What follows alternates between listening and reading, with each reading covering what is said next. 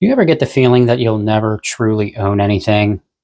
The fancy appliances that eat all your energy and break down in 2 years, the car you finally paid off but gets stuck with a constant flow of tag renewal fees, emissions, expensive repairs, the home you've spent your entire life paying a mortgage on while your insurance keeps climbing, maybe the HOA doubles, I guess, to keep paying for 2 day a week trash pickup and the 10 minutes it takes to do the landscaping, or the property taxes set by your state that values your home for more than it sells for just to squeeze more out of you every year.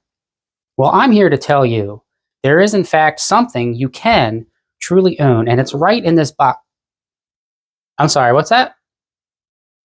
Capital gains tax? Huh. Well, I guess.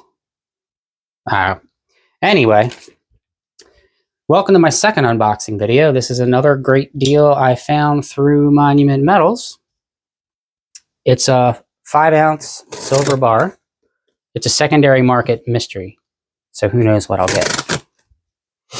Either way, I'm excited for this one. I know 5 ounces isn't a lot, but working within a tight budget and barely saving enough to invest just makes these small wins more meaningful.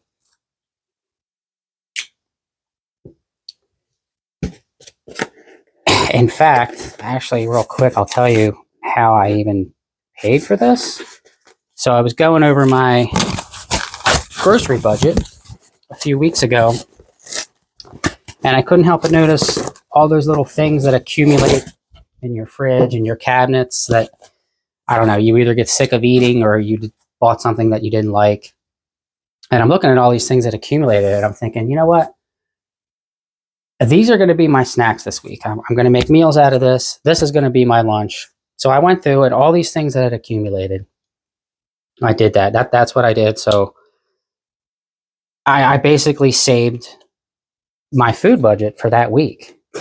And that's how I saved up to buy a 5-ounce bar of silver from Monument Metals.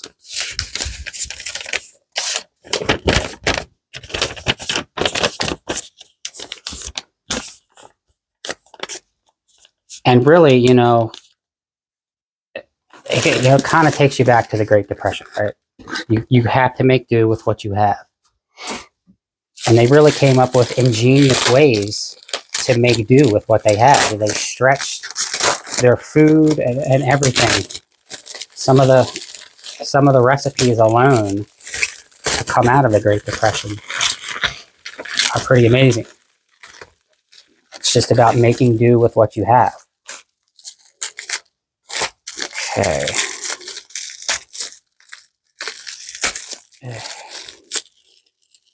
Oh, sticky here. So how about that $50 silver today? Man, damn near looked like it wanted to climb to 55. Things were looking pretty good there until, you know, the U.S. markets opened.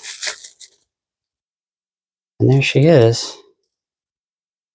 A little eagle on it. 5 ounces of silver.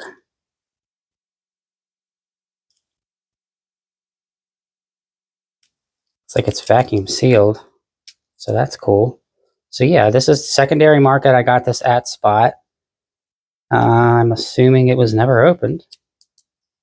Maybe it was attached to a say card. I'm not really sure, but I'll take it.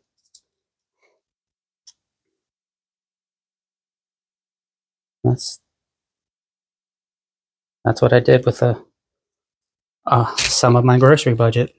And that's the focus of my new channel.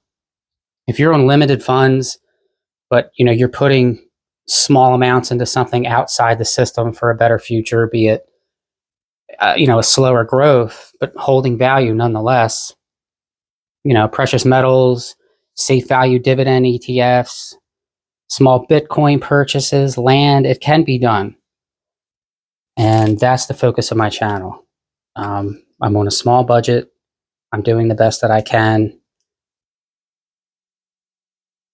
You know, and I'm not ashamed to admit that, you know, my goal for silver is to have 50 ounces by the end of the year. I know that's doable for me. And I'll keep finding ways to save a few bucks. I'll keep finding ways to do this for myself and for my future.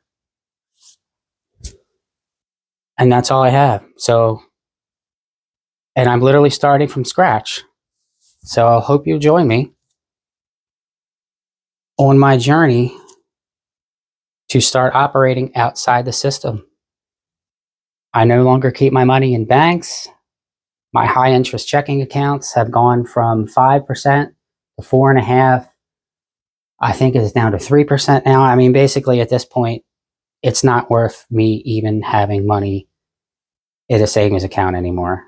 It just means that, you know, I'm working hard. We're all working hard, and our money is just losing value.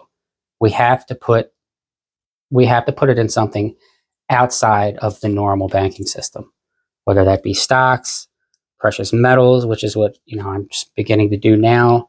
I'm looking into buying very small plots of land, whether that's for a homestead in the future, I don't know. I'm stuck in a condo right now, so I don't really have the property that I want to grow my own food, which is another reason why I'm looking into getting property. And you can still find property, believe it or not, relatively cheap.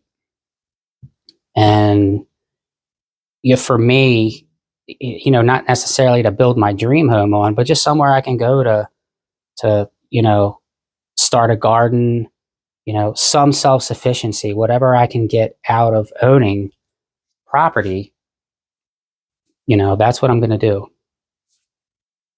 So I hope you join me in the next one. If you're interested in content like this, please like and subscribe. And please comment below, especially, you know, if you're somebody on these budgets, give me some ideas. I'll tell you mine. It gets pretty interesting week to week as I go around and I kind of figure out ways I'm going to be cheap. And that's all I have. So thanks for watching, and I'll see you in the next one.